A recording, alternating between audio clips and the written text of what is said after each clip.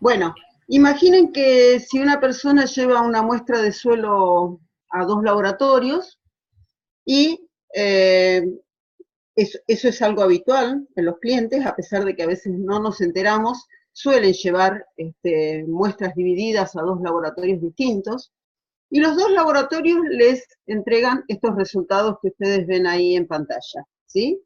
Fíjense que son muy diferentes uno de otro, y entonces nos preguntamos, bueno, ¿qué pasó? Ustedes podrán decir, bueno, uno de los laboratorios se equivocó, tuvo un error. Vamos a suponer que no, vamos a suponer que los 2 laboratorios trabajan bien, realizan controles, y podríamos decir que, bueno, que los resultados son buenos. La otra explicación de estos resultados tan distintos puede estar en los métodos que estos laboratorios han utilizado. Posiblemente uno de ellos haya utilizado un método con un criterio de hacer un diagnóstico de fertilidad, y entonces haya evaluado fósforo asimilable, y entonces obtuvo este resultado de 9.2 más menos 0,1 miligramos por kilo, mientras que el otro laboratorio tenía implementado un método, porque es un laboratorio que se dedica, por ejemplo, a contaminación, entonces tenía implementado un método de fósforo total, donde los resultados son completamente diferentes. Entonces acá hay 2 cosas que tenemos que asegurarnos. Una de estas cosas ya lo vimos cuando vimos en la clase presencial, lo que era revisión de solicitudes, ofertas y contratos, o sea, la comunicación con el cliente, donde yo me aseguraba de que lo que yo le estaba ofreciendo al cliente le iba a servir. Porque imagínense que si alguien quiere hacer un diagnóstico de fertilidad y yo le doy un resultado de 700 ppm, ese resultado evidentemente no le va a servir a esa persona. O si alguien quiere evaluar contaminación, al revés, ¿no es cierto? Si alguien quiere evaluar contaminación y yo le doy un resultado de fósforo asimilable, ese resultado de fósforo asimilable tampoco le va a servir para evaluar contaminación en un suelo. Entonces, el primer paso va a ser la revisión de las solicitudes, ofertas y contratos, y después, posterior a eso, lo que nosotros tenemos que ver es qué pasa con el método de ensayo que nosotros tenemos en funcionamiento, ¿sí? Ahí lo que tenemos que ir es a ver lo que es validación del método de ensayo, ¿sí? ¿Qué es la validación de un método? Bueno, hay distintas definiciones. Una de ellas es esta, por ejemplo, un proceso mediante el cual se pone de manifiesto que un método analítico determinado posee unas características de funcionamiento adecuadas a la aplicación que se le quiere dar. Otra definición puede ser esta: confirmación mediante examen y suministro de evidencia objetiva de que se cumplen los requisitos particulares para un uso específico previsto. Otra definición puede ser esta: proceso de verificación de que un método es adecuado a su propósito, o sea, para resolver un problema analítico particular. Y por último, hay muchas más, pero vamos a citar las más importantes. Fíjense que les estoy incorporando definiciones de la ISO, definiciones de la guía Euraquem, definiciones de los principales libros o manuales que trabajan sobre lo que es calidad en un laboratorio. La última definición que les propongo es la que brinda tanto la ISO 17025 como la guía del Organismo Argentino de Acreditación, que es confirmación a través del examen y el aporte de evidencias objetivas de que se cumplen los requisitos particulares para un uso específico previo. Bueno, como les decía, fíjense que hay diversas definiciones de qué es la validación de un método. Vamos a analizar algunas de ellas para que vean de que, a pesar de que hay distintas definiciones, todas ellas comparten algunas cuestiones puntuales que tienen que tenerse en cuenta cuando vamos a validar un método.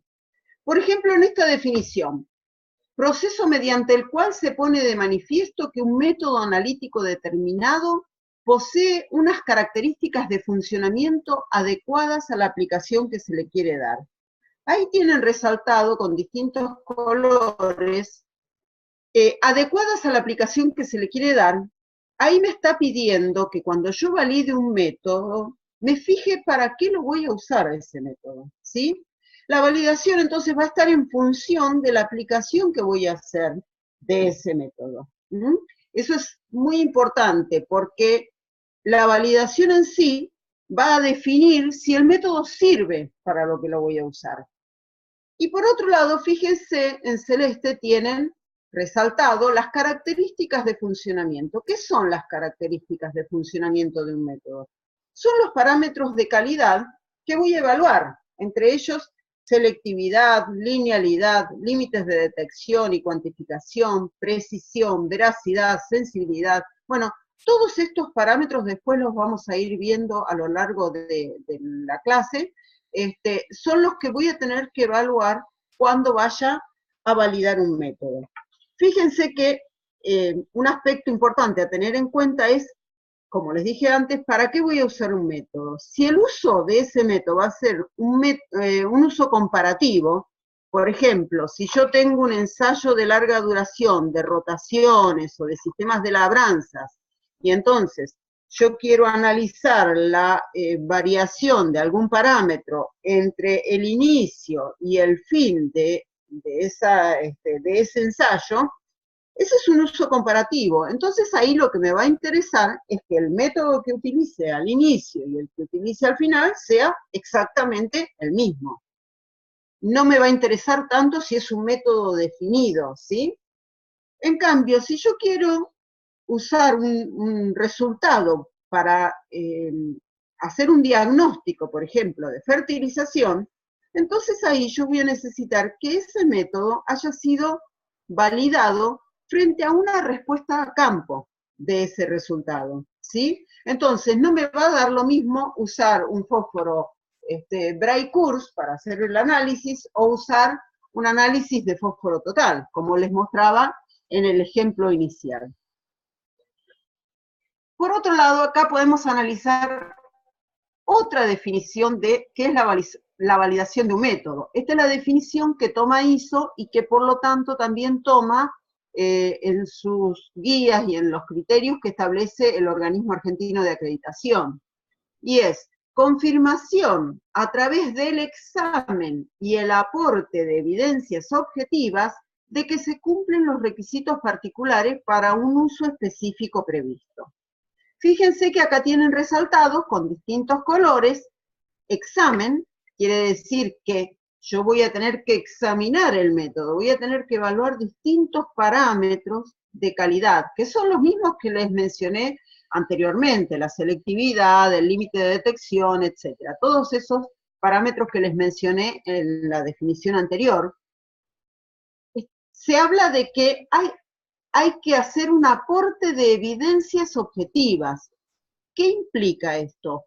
Evidencia objetiva implica que yo tenga que registrar cada detalle del proceso, ¿sí? La validación se va a transformar entonces en un proceso documentado. O sea, vayan formándose la idea de que la validación es un proceso, algo que tengo que planificarlo, que tengo que documentarlo, que tengo que llevarlo a cabo y después voy a obtener resultados y voy a tener que elaborar un informe de validación. Más adelante lo vamos a ver con más detalle, pero vayan teniendo en cuenta que la validación no es algo que vine un lunes con ganas a trabajar y dije, hoy voy a validar este método. Y entonces empecé a hacer repeticiones o a probar cosas para ver si el método me sirve, ¿sí? La validación, les vuelvo a repetir, es un proceso documentado donde en esos documentos hay que registrar los distintos detalles del proceso de validación, ¿sí?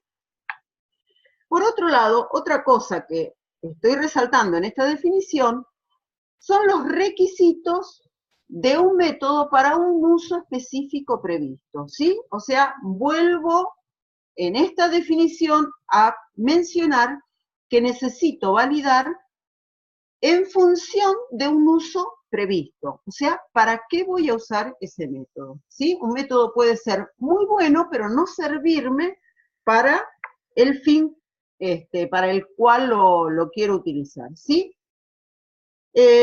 Bueno, vamos a pasar a ver los parámetros que tengo que evaluar cuando voy a validar un método. Ahí tienen ustedes una lista de parámetros: selectividad, límite de detección. Fíjense que todos estos se los mencioné anteriormente cuando les marqué la definición. Vamos a ir deteniéndonos en cada uno de ellos y viendo qué significa cada una de estas cosas. Y también vamos a ver que estos parámetros abarcan prácticamente la totalidad de la validación de un método. Ahora, cuando el método con el que yo voy a trabajar ya está normalizado, es posible que yo no necesite validar todo este listado de cosas, ¿sí? Hay algunas cosas que a lo mejor las voy a tener el camino, digamos, allanado, porque ya van a estar hechas, ¿sí? Eso lo vamos a ver un poquito con más detalle más adelante, pero tengan presente que estos serían todos los parámetros para un método que yo desarrollo en el laboratorio, un método nuevo, donde digamos que lo desconozco, ¿sí? Que nadie lo ha normalizado o no es un método conocido y que ya se aplique en distintos lugares, ¿sí? Entonces vamos a empezar por selectividad. Y decimos que selectividad es la capacidad de un método para cuantificar exactamente un analito en presencia de interferencias, ¿sí? Esta es la definición que presenta el OA y la IUPAC. La selectividad extrema, donde el analito es el único responsable de la señal que estamos midiendo, se conoce como especificidad, ¿sí? Tengan presente que este parámetro de selectividad se analiza con mucho detalle cuando estoy desarrollando un método nuevo, ¿sí? En general, en los métodos que ya son conocidos, este parámetro yo no necesito validarlo. ¿Por qué no necesito validarlo? Porque este parámetro se validó en sus orígenes del método, ¿sí? Si yo voy a hacer un análisis de nitrógeno por Kjeldahl, que es un método que se viene usando desde el siglo XIX, yo no necesito validar que ese método me va a detectar determinadas fracciones de nitrógeno. Eso ya se hizo. Entonces, el OA no me va a exigir que yo, para un método de análisis de nitrógeno Kjeldahl, tenga que validar la selectividad del método. ¿Se entiende? En métodos nuevos que yo estoy desarrollando en un laboratorio, yo digo, bueno, a ver, quiero analizar fósforo con un reactivo diferente, que no sea la mezcla de fluoruro de amonio y ácido clorhídrico que tengo en Bray-Kurz, o que no sea el bicarbonato de sodio que tengo en Olsen, o sea, un método distinto. Si yo quiero validar un método que yo estoy desarrollando nuevo, entonces ahí sí voy a tener que demostrar que ese método, que la señal que yo obtengo de lectura final de ese método, corresponde exclusivamente al fósforo. O, si hubiera interferencias, que puedo cuantificar las interferencias para poder aislar la señal cuantitativa que proviene del fósforo. Entonces, quiero que les quede muy claro esto. Selectividad únicamente necesito validarlo cuando se trata de un método nuevo, ¿sí?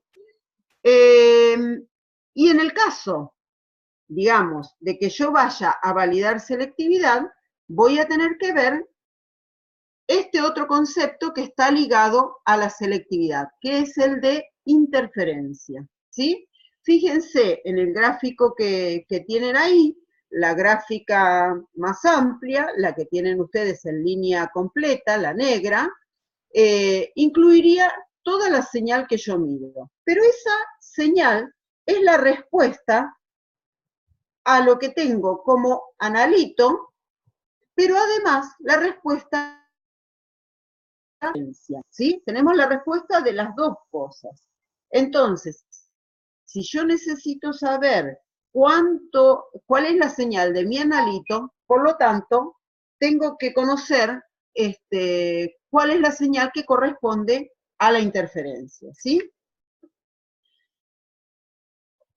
Fíjense, dijimos que la selectividad estaba ligada al concepto de interferencia. Por lo tanto, vamos a definir qué es un interferente. Y decimos que un interferente es una sustancia que causa un error sistemático en la determinación de un analito. Y presten atención, es muy importante lo que dice acá, un error sistemático, no un error aleatorio, porque un error aleatorio en realidad es un error que yo no puedo cuantificar, que no puedo aislar. Por lo tanto, es un error que me queda oculto dentro de la señal que yo estoy midiendo. En cambio, el error sistemático es un sesgo, ¿sí? Que yo puedo cuantificarlo y que puedo o descontarlo o sumarlo, según sea positivo o negativo ese error, y me va a permitir obtener la señal que me genera el analito en sí, ¿sí? Ese error sistemático puede ser constante o puede ser proporcional.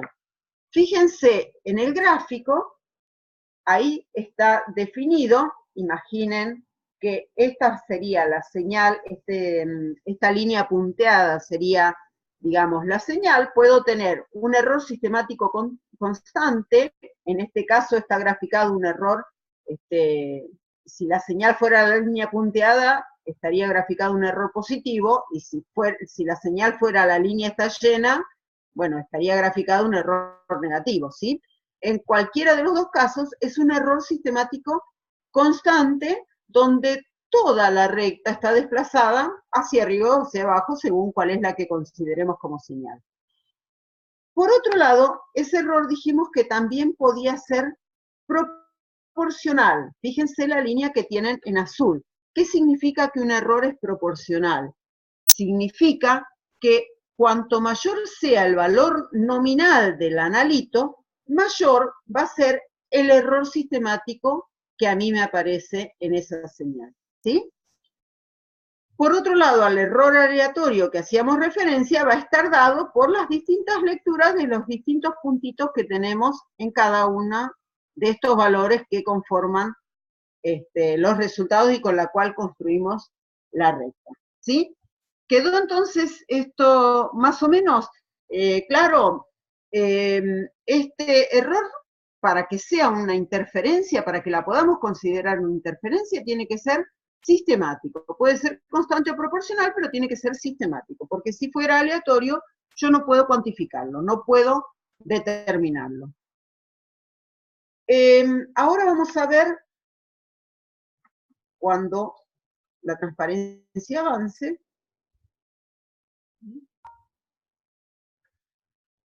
bueno, tenemos un problema.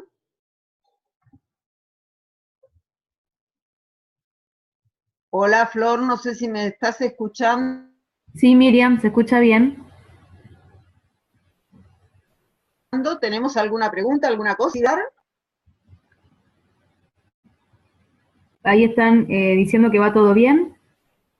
¿Hay alguna pregunta A ver, para salgo un Andrea? segundo y vuelvo a ingresar por las dudas. Bueno, No, pero salgo de la presentación, no salgo de la... sí, sí, tranqui, tranqui. No sé qué es lo que... pero cada tanto...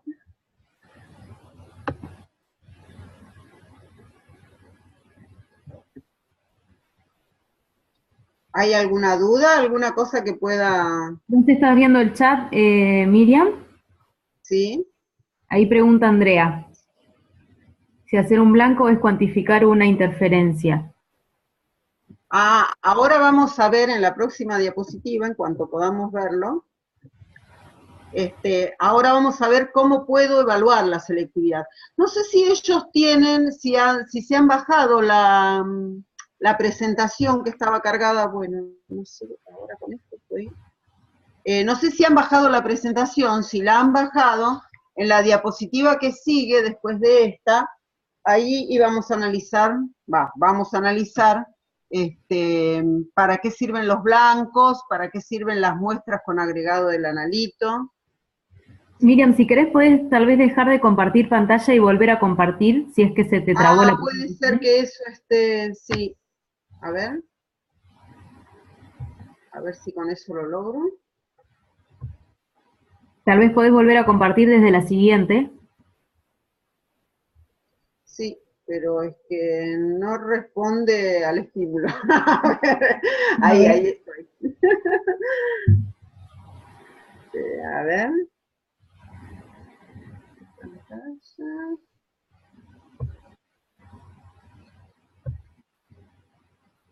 A ver, ahí creo que estamos. Vamos a ver si.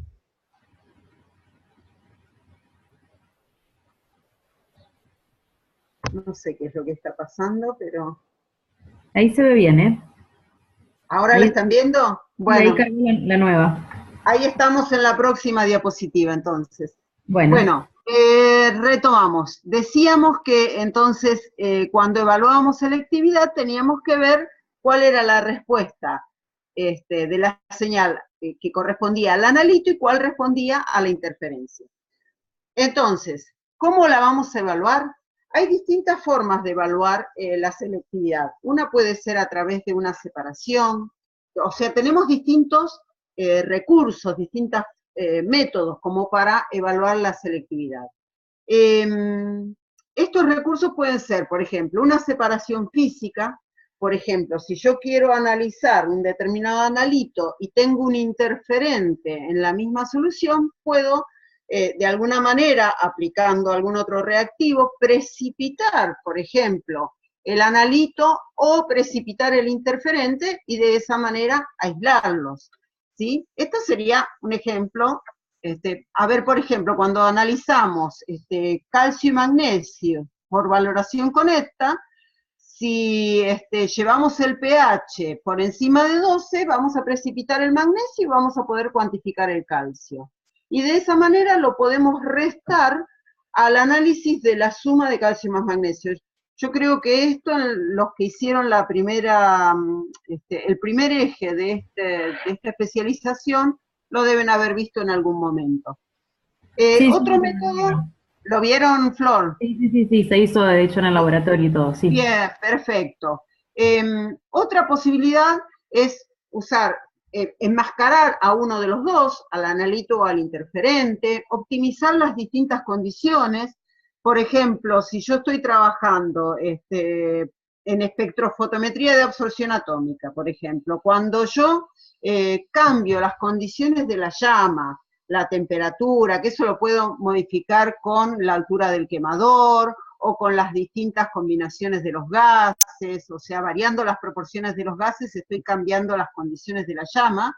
Entonces, eso me va a permitir optimizar la señal del equipo y por ahí puedo de alguna otra manera separar alguna interferencia, por ejemplo, le puedo agregar en general los métodos de absorción atómica que se proveen junto con los equipos, incluyen para el análisis de calcio, por ejemplo, el agregado de lantano o de estroncio, de una solución de lantano o de estroncio, que se usa justamente para eliminar la interferencia que puede provocar el fósforo en la extracción. Entonces, hay numerosos ejemplos de cómo puedo yo separar el analito y el interferente como para poder evaluar si el método es selectivo. Y dentro de esas evaluaciones está lo que consultaba Andrea, trabajar con el efecto de la matriz. Entonces yo puedo analizar blancos, puedo analizar muestras con el agregado del analito, o también puedo analizar muestras con el agregado del interferente y ver cómo responde, digamos, cuáles son los resultados, examino los efectos de esa supresión o de ese agregado de los interferentes, y ahí puedo llegar a cuantificar cuál es el sesgo, cuál es el error sistemático que se está generando por la presencia de ese interferente y por lo tanto poder identificar cuál es la señal que se genera debido al analito en sí. ¿Sí? Bueno, parece que seguimos. Ya me da miedo cada vez que aprieto el botón, quiero ver a ver si avanza la diapositiva o no. Bueno, otro de los parámetros que tenemos que evaluar cuando vamos a validar un método es el límite de detección. ¿Qué es el límite de detección? Es la concentración o cantidad más pequeña de analito que puede detectarse. Es decir, es la cantidad más pequeña que puedo distinguir del blanco o del ruido de fondo, ¿sí? Con una certeza estadística razonable. Fíjense que si yo tengo, en este caso, puedo decir que el límite de detección depende de la sensibilidad del método y de la magnitud del ruido que se superpone a la respuesta. En estos dos gráficos que están viendo ahora, fíjense que en el de arriba ustedes tienen un ruido mucho menor y en el de abajo tienen un ruido más grande. Cuanto mayor ruido tenga un método o una señal que yo puedo detectar con un equipo, entonces el límite de detección va a ser más alto, ¿sí? Y por lo tanto la sensibilidad del método va a ser más pequeña. ¿Cómo vamos a evaluar el límite de detección? Ahí tenemos dos procedimientos en realidad son dos opciones, ¿sí? Puedo analizar 10 blancos de muestras independientes y calcular el promedio y el desvío estándar. Ahora, es necesario, dice allí, que el desvío estándar de los blancos sea distinto de 0, ¿sí? Ojo que acá en digamos, en las instrucciones que les estoy dando, les digo que tengo que analizar 10 blancos de muestras independientes. ¿Qué quiere decir esto? Que yo tengo que realizar el ensayo, digamos, el blanco del ensayo, ¿no? No el ensayo con muestras, sino el blanco del ensayo, pero de comienzo a fin, de manera independiente. O sea, si uso un extractante, tengo que seguir todos los pasos de un método de comienzo a fin para un blanco 10 veces, ¿sí? No es que voy a hacer una extracción o voy a probar el extractante y después de ahí voy a hacer, por ejemplo, un desarrollo del color con réplicas. Las réplicas deben ser de todo el método, ¿sí? Eso significa que son 10 blancos independientes. Y como les decía, bueno, el desvío estándar de los blancos tiene que ser distinto de 0. Otra opción es analizar 10 blancos de muestras independientes fortificados. Esto cuando digamos, el método es capaz de detectar niveles más altos de lo que yo puedo tener en un blanco. Entonces, si todos los blancos a mí me dan 0, es posible que yo no esté detectando en esa región. Entonces, voy a fortificar esos blancos, ¿sí? Van a ser muestras que todas tengan la misma cantidad del analito, como para subir el nivel de lo que yo voy a ir a cuantificar, de lo que voy a ir a detectar, y hago los blancos con eso, ¿sí? O sea, si yo le agrego una fortificación de, no sé, 10 miligramos por litro, a todos les voy a agregar 10 miligramos por litro y voy a evaluarlo como si ese fuera mi nivel 0, mi nivel de blanco, ¿sí? Eso es lo que se propone. Entonces, analizo 10 blancos de muestras independientes fortificadas a la menor concentración del rango en el que pretendo medir. Yo les di un ejemplo de 10 miligramos, por ejemplo. Bueno, yo voy a medir a partir de allí. Y calcular el promedio y el desvío estándar. En ambos casos, cualquiera de los dos casos que yo utilice, con ese promedio y ese desvío estándar puedo calcular el límite de detección. ¿Y cómo lo voy a calcular? Voy a sumar el promedio de esos blancos más 3 veces el desvío estándar, ¿sí? Entonces, el promedio de esos blancos más 3 desvíos estándares me va a dar el límite de detección, o sea, el punto donde yo puedo decir, bueno, acá estoy detectando al analito, esto no es ruido, este es el analito el que está presente. Otro de los parámetros es el límite de cuantificación. Decimos que el límite de cuantificación es el valor verdadero de la señal o de la concentración de analito que conducirá a estimaciones o medidas con una desviación estándar relativa especificada. Es el menor contenido del analito que puede ser cuantificado con un nivel de incertidumbre aceptable. Fíjense que antes hablábamos de que era el límite que podía ser detectado. Acá estamos hablando del límite que puede ser cuantificado. ¿Y cómo voy a evaluarlo? Bueno, de la misma manera que evalué el límite de detección. De hecho, el ensayo es el mismo. Fíjense, tengo que analizar 10 blancos de muestras independientes y calcular el promedio y el desvío estándar. Siendo necesario también acá que el desvío estándar de los blancos sea distinto de 0. O sea, si todos los blancos me dan 0, yo no puedo calcular nada. Lo que cambia para el límite de cuantificación es cómo lo voy a calcular, porque acá, para calcular el límite de cuantificación, voy a usar el promedio de los blancos más 10 desvíos estándar, ¿sí? Recuerden que anteriormente yo acá sumaba 3 desvíos estándares para sacar el límite de detección. O sea, sumando el promedio de los blancos más 3 desvíos estándares, yo estoy calculando límite de detección. Si en cambio le sumo 10 veces el desvío estándar, estoy calculando el límite de cuantificación. Miriam, ¿Cómo utilizo? Sí. nos quedan unos 4 minutos. ¿Tres? Bien, bien. Termino con esto, Flor. Bien. Termino con Luego, esto. aviso por las dudas, nos volvemos a conectar en el otro link que está también en el aula virtual, en la parte Bien, del módulo 5. perfecto. ¿Cómo utilizo el límite de detección y el límite de cuantificación? Esto lo voy a tener en cuenta cuando yo vaya a informar un resultado. Si mi resultado, en este caso n, es menor o igual al límite de detección, yo tengo que informar no detectado o menor al límite de detección. Yo no puedo informar 0. Yo tengo que informar que no lo detecté. No puedo informar un valor, ¿sí? Si mi resultado se encuentra entre el límite de detección y el límite de cuantificación, yo tengo que informar que lo detecté, está detectado, pero es menor al límite de cuantificación, ¿sí? Si en cambio mi resultado es mayor al límite de cuantificación, lo que tengo que informar es la concentración del analito más menos su incertidumbre. Esto lo vamos a retomar un poquito más adelante.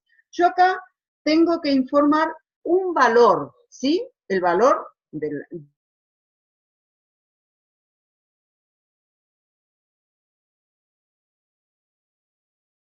en esa cuantificación. Esto es muy importante que lo tengan en cuenta.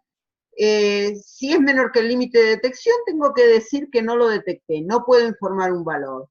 Si está entre el límite de detección y el límite de cuantificación, tengo que decir que lo detecté, pero que es menor a mi límite de cuantificación, por lo tanto tampoco puedo informar un valor. En el único caso donde yo puedo informar un valor para un ensayo es cuando estoy por encima del límite de cuantificación, y entonces tengo que informar concentración más menos incertidumbre. Bueno, Flor, no sé si querés que lo dejemos acá o nos tomamos este minutito, no sé cuánto nos queda para, por si hay alguna pregunta o alguna cosa. Miriam, nos quedan, nada, unos